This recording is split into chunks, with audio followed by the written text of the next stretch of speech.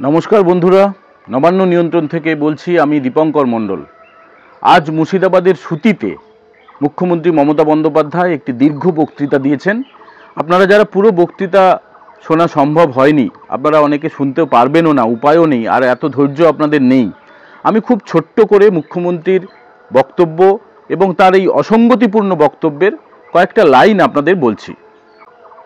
মুখ্যমন্ত্রী মমতা বন্দ্যোপাধ্যায় তিনি সুতি ফারাক্কা এই এলাকা নিয়ে একটি নতুন মহকুমা তৈরি করবেন এটা ঘোষণা করেছেন। এটা ঠিক আছে, এটা প্রশাসনিক সিদ্ধান্ত। তিনি বলেছেন যে যারা ক্ষতিগ্রস্ত হয়েছে তাদেরকে 1,20,000 টাকা করে তিনি সাহায্য করবেন, সেটা তিনি করতেই পারেন। তিনি বলেছেন 1992 সালে যে বাবরি ধ্বংস হয়েছিল, যে বাবরি মসজিদ, যেটা বিতর্কিত সৌধ, যেটা শ্রীরামচন্দ্রের জন্মভূমি ছিল এবং সেটা হাইকোর্টের রায়ে পরে সেখানেই অযোধ্যায় সেখানে শ্রীরামচন্দ্রের মন্দির তৈরি হয়েছে, শ্রীমন্দির তৈরি হয়েছে। তো সেই সময় এ রাজ্যে যে গণ্ডগোল হয়েছিল, দাঙ্গা হয়েছিল, সেটা মুর্শিদাবাদে হয়নি। মুর্শিদাবাদে এখন দাঙ্গা হয়েছে। কিন্তু বন্ধুরা, দাঙ্গা বলতে কি বোঝায়? দাঙ্গা বলতে দুটো সম্প্রদায়ের গণ্ডগোল, মারামারি, সেটাকেই আমরা বুঝি দাঙ্গা। মুর্শিদাবাদে গত মাসে যে ঘটনা ঘটে গিয়েছে, নারকীয় ঘটনা, হিন্দুদের দোকান ধ্বংস করা হয়েছে মালদায়, মুর্শিদাবাদে হিন্দুদেরকে কচুকাটা করা হয়েছে এবং বাড়ি মন্দির সেগুলোকে একদম ধুলোয় মিশিয়ে দেওয়া হয়েছে। কি উপলক্ষে? না, কেন্দ্রীয় সরকার যে ওয়াকফ সংশোধনী আইন, যেটা প্রস্তাবিত আইন পাশ হয়েছে, যে খসড়াটি ছিল সেটা পাশ হয়ে গেছে সংসদে, সেই আইন গোটা দেশে কার্যকর হয়ে গেছে।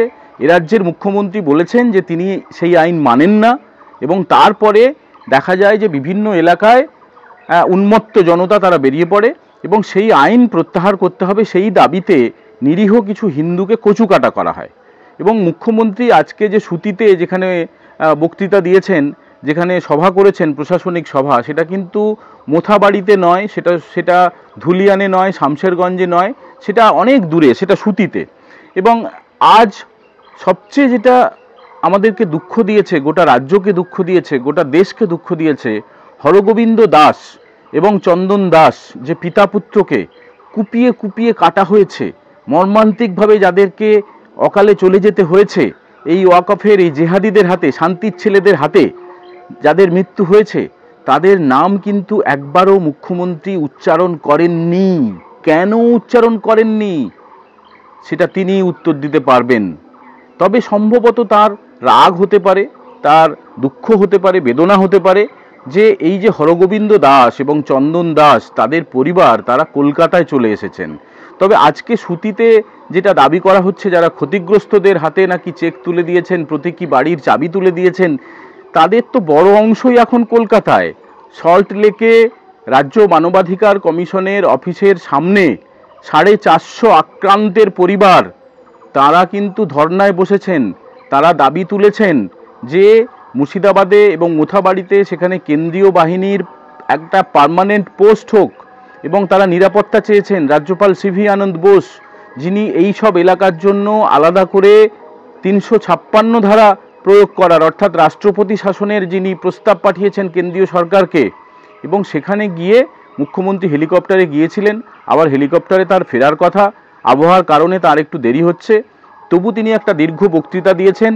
মুর্শিদাবাদের সমস্ত মিউনিসিপ্যালিটি, সমস্ত বিধানসভা, সেখানে প্রচুর মানুষকে তাদেরকে কার্যত জোর করে হাজির করানো হয়েছিল এবং হরগোবিন্দ দাস ও চন্দন দাসের পরিবার, তারা সেই সভায় যাবেন না সে কথা রাজ্যপালকে চিঠি দিয়ে জানিয়ে তারা স্বেচ্ছায় চলে এসেছেন সল্টলেকে। রাজ্যের বিরোধী দলনেতা শুভেন্দু অধিকারীর আশ্রয় তারা আছেন। বন্ধু, মুখ্যমন্ত্রীর বক্তৃতার অসঙ্গতিগুলো কেমন দেখুন। উচ্চ মাধ্যমিক পরীক্ষার ফল প্রকাশিত হবে 7ই মে। 6 তারিখে মুখ্যমন্ত্রী বললেন যারা হায়ার সেকেন্ডারিতে, অর্থাৎ উচ্চ মাধ্যমিক পরীক্ষায় যারা ভালো ফল করেছে, তাদেরকে তিনি শুভেচ্ছা জানিয়ে দিলেন।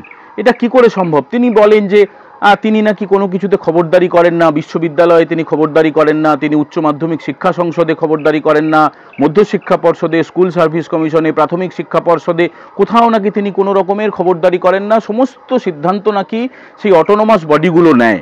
তাহলে একটা জিনিস মুখ্যমন্ত্রী প্রকাশ্যে আজকে ঘোষণা করে দিলেন যে উচ্চ মাধ্যমিকের ফল তিনি জানেন, যেটা অত্যন্ত গোপনীয় এবং অত্যন্ত কিন্তু এটা স্পর্শকাতর। কারণ যেদিন ফল প্রকাশিত হবে সেদিনই ঘোষণা হবে এবং সকাল 9টা হোক 10টা হোক নির্ধারিত সময় থেকে সেই ফল সবাই জানতে পারবেন। তার আগে কেন মুখ্যমন্ত্রী জানলেন সেই কৈফিয়ত কিন্তু দিতে হবে উচ্চ মাধ্যমিক সংসদকে। এটা অত্যন্ত অন্যায়, গুরুতর অন্যায় এবং বেআইনি কাজ, এটা ক্রিমিনাল অফেন্স। একটা পরীক্ষার ফল যদি তার আগে অন্য কেউ জেনে যায়, বিশেষত পর্ষদের বা সংসদের কেউ নন এমন ব্যক্তি কেন জানবেন, সেই উত্তর কিন্তু সংসদকে দিতে হবে। বন্ধুরা, আপনারা কি মনে করেন এটা কোনো অন্যায় নয়? আপনারা কমেন্ট করে জানাবেন যে পরীক্ষার ফল প্রকাশের একদিন আগে কি করে মুখ্যমন্ত্রী সেই ফল জেনে গেলেন এবং যারা ভালো পরীক্ষার রেজাল্ট করেছেন তাদেরকে শুভেচ্ছা জানিয়ে দিলেন। পেহেলগাম কাণ্ডের পরে জম্মু কাশ্মীরে একজন সেনা তিনি শহীদ হয়েছেন, ঝন্টু আলী শেখ, তার বাড়ি নদিয়া। মুখ্যমন্ত্রী প্রথমেই ঝন্টু আলী শেখের পরিবারের পাশে দাঁড়ানোর কথা ঘোষণা করেন, সেটা ঠিক আছে, কিন্তু তিনি যেখানে যে জেলায় গিয়েছেন সেখানে যারা হত্যা হয়েছেন তাদেরকে তো মঞ্চে দেখা যায়নি, তারা কলকাতায় চলে এসেছেন, সেই আগে তাদের নাম পর্যন্ত উচ্চারণ করবেন না। মুখ্যমন্ত্রী ঘোষণা করেছিলেন যে 10 লক্ষ টাকা করে দেবেন, তবে চন্দন দাসের পরিবার, হরগোবিন্দ দাসের পরিবার, তারা কিন্তু সেই টাকা নেবেন না আগেই জানিয়ে দিয়েছিলেন এবং তারা ফেরত পাঠিয়ে দিয়েছিলেন। উল্টে শুভেন্দু অধিকারীর সঙ্গে দেখা করে তার হাত থেকে 10,01,000 টাকা করে দুটো চেক তারা নিয়েছেন। তবে ওই পরিবারে কিন্তু রাজ্য সিপিআইএমের যিনি সম্পাদক মোহাম্মদ সেলিম, যিনি ডিওয়াইএফআই এর সম্পাদক মীনাক্ষী মুখোপাধ্যায়, তারা কিন্তু গিয়ে দেখা করে এসেছেন। অধীর চৌধুরী গিয়ে দেখা করে এসেছেন। শুভেন্দু তো কয়েকবারই দেখা করেছেন, তাদের পাশে প্রথম থেকে তিনি আছেন। মুখ্যমন্ত্রী কিন্তু যাননি, তার কোনো প্রতিনিধিও যাননি। মুখ্যমন্ত্রীর সঙ্গে তারা দেখবেন না, দেখা করবেন না, তার মুখদর্শন করবেন না, এমনটা তারা সংবাদ মাধ্যমেও জানিয়ে দিয়েছেন। এখানে কিন্তু মুখ্যমন্ত্রী ব্যর্থ। মুখ্যমন্ত্রী আজ আরও বেশ কয়েকটি ঘোষণা করেছেন। এই মহকুমা হবে, বেশ কিছু রাস্তা হবে, বেশ কিছু হসপিটাল, স্বাস্থ্যকেন্দ্র হবে, ইত্যাদি ইত্যাদি, যেটা আগামী বছরের ভোট সেদিকে লক্ষ্য রেখেই যে করেছেন এটা নিয়ে কোনো সন্দেহ নেই। এর পাশাপাশি যেটা তিনি আজকের সভায় ঘোষণা করেছেন যে তিনি মাথার ওপরে আছেন, তাই আর কারো কোনো চিন্তা নেই। আবার তিনি নাটকীয়ভাবে বলেছেন যে দরকার হলে আপনাদের পায়ের কাছেও আমি থাকতে পারি, ওয়াক অফ নিয়ে আর এখানে কোনো প্রশ্ন নেই, ওয়াক অফ নিয়ে যদি আন্দোলন করতে হয় তাহলে দিল্লিতে গিয়ে যেন আন্দোলন করেন। এবং আরেকটা অদ্ভুত মজার পয়েন্ট হচ্ছে, আমরা জানি ধরুন আমাদের গোত্র, আমাদের পূর্বপুরুষরা হিন্দু শাস্ত্র অনুসারে যেটা মানা হয় যে বিভিন্ন ঋষি মৌদগল্য, কাশ্যপ, বিভিন্ন রকমের যারা ঋষি, তাদের যারা বংশধর, আমরা তাদেরই বংশধর এবং আমাদের পূর্বপুরুষদের নাম অনুসারে গোত্র ঠিক হয়। মুখ্যমন্ত্রী তার যে কি গোত্র তিনি জানেন কিনা জানি না, আজ তিনি বলেছেন মাটি, মা, মানুষ, এই ধরনের কিছু নাকি তার গোত্র। অতএব এটা কত একটা হাস্যকর ব্যাপার। গোত্র কখনো এরকম হয় না, শাণ্ডিল্য গোত্র হতে পারে, কাশ্যপ গোত্র হতে পারে, মধুগল্য গোত্র হতে পারে, বিভিন্ন রকমের গোত্র আছে সনাতনী হিন্দু শাস্ত্র অনুসারে। প্রত্যেকটি মানুষের তাদের পরিবারের তাদের একটা করে গোত্র থাকে। সেই গোত্র দেখে বোঝা যায়, গোত্র শুনে বোঝা যায় তার পূর্বপুরুষরা তারা কোথাকার বংশধর, তাদের তাদের প্রাচীন যেগুলো সংস্কার সেগুলো বোঝা যায়। কিন্তু মুখ্যমন্ত্রীর গোত্র নাকি মামাটি মানুষ, এটা কি করে হলো এটা আমরা ঠিক বুঝলাম না। পরিযায়ীদের ফিরে আসতে বলছেন মুখ্যমন্ত্রী।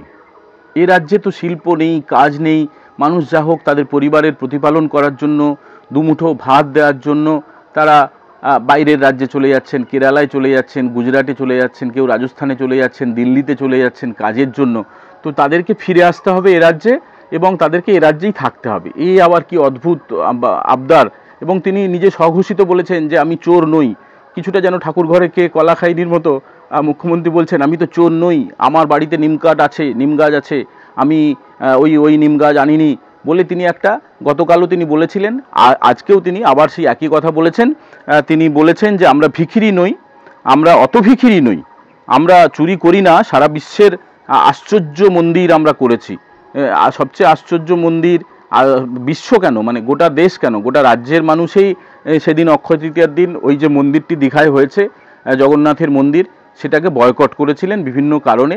কারণ জগন্নাথ ধাম শ্রীক্ষেত্র পুরীতে পরিষ্কার করে লেখা রয়েছে যে সেখানে হিন্দু ব্যতীত কেউ ঢুকতে পারবেন না, প্রবেশ করতে পারবেন না। আমরা দেখেছি যে দীঘার যে জগন্নাথের মন্দির, যদিও সেটাকে কি কেন্দ্র একটা নাম দেওয়া হয়েছে সরকারিভাবে, তো সেখানে কিন্তু প্রচুর মুসলিম, সেখানে প্রচুর খ্রিস্টান, অন্যান্য সম্প্রদায়ের লোকজন সেখানে কিন্তু কিলবিল করছিলেন।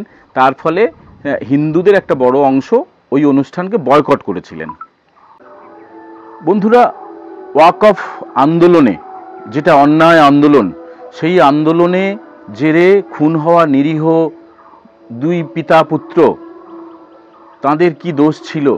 তাদের নাম মুখ্যমন্ত্রী মুখে আনলেন না। হরগোবিন্দ দাস, চন্দন দাস, তাদের পরিবারের সদস্যরা তারা কলকাতায়, মুখ্যমন্ত্রী সেই জেলায় গিয়ে তাদের নাম মুখে আনলেন না।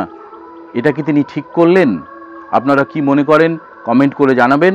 আমাদের ভিডিও যদি ভালো লাগে তাহলে আপনারা বন্ধুদের সঙ্গে শেয়ার করবেন, আর আমাদের চ্যানেলটি সাবস্ক্রাইব করে আমাদের আরও ভিডিও তৈরির জন্য উৎসাহ দেবেন।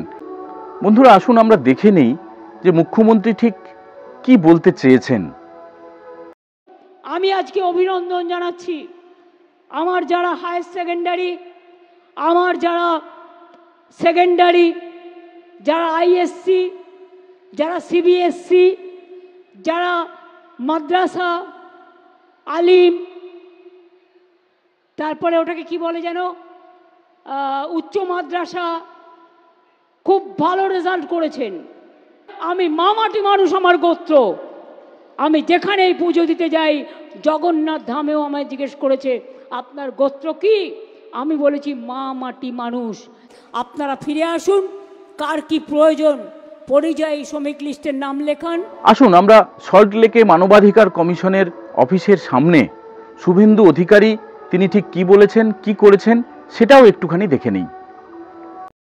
आप लोग गलत कर रहा है। She attended a meeting in Suti. Suti is not Dhulian. Suti is not Samserganj. Suti is not Mothabadi. Chief minister fail, उनकी मिशन आज पूरा फेल कर गया। और 450 से ज्यादा victim family state human rights commission का बाहर धरना प्रदर्शन में है। 200 चेयर में है, बाकी बाहर है, as per the order of the honourable high court. Mamata Bandyopadhyay বলেছেন বিজেপি দাঙ্গা করছে। হ্যাঁ, বিজেপি দাঙ্গা করে হিন্দুদের বাড়ি ভাঙলো, বিজেপি দাঙ্গা করে মন্দির ভাঙলো, বিজেপি দাঙ্গা করে জবাই করা তরোয়ার দিয়ে হরগোবিন্দ দাস, চন্দন দাসকে খুন করলো। এই মহিলার মাথাটা গেছে, আত্মসন করতে করতে সব সীমা পেরিয়ে গেছে। উনি বলেছেন আমার গলা কেটে নিই, আমার গলা কেটে নিই, তাও আপনারা দাঙ্গা করবেন না। কাকে বলছেন? মানুষকে বলছেন। কাকে বলছেন উনি? দাঙ্গাবাজদের নিয়ে সভা করছেন। ধুলিয়ানের চেয়ারম্যান দাঙ্গাবাজ, ফরাক্কার এমএলএ তার দাদা দাঙ্গায় ছিল। ফরাক্কার এমএলএ পিএফআই ব্যান অর্গানাইজেশনের প্যারেডে হাঁটে। কাকে বলছেন উনি? যার মন্ত্রিসভায় সিদ্দিকুল্লাহ আর ফিরাদ হাকিম, তিনি কাকে বলছেন? মমতা ব্যানার্জি যে নিজেই দাঙ্গার ক্রিয়েটার, প্রোটেক্টর দাঙ্গাবাজদের। উনি বলেছেন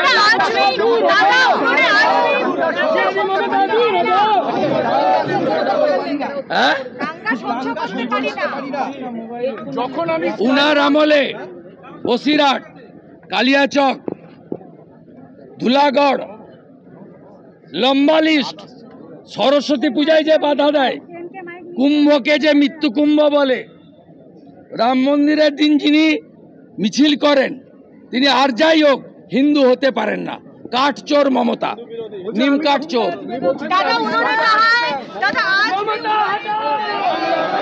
সবাই ভালো থাকবেন, সতর্ক থাকবেন। দেখা হবে আবার পরের ভিডিওয়। জয় হিন্দ, বন্দে মাতরম।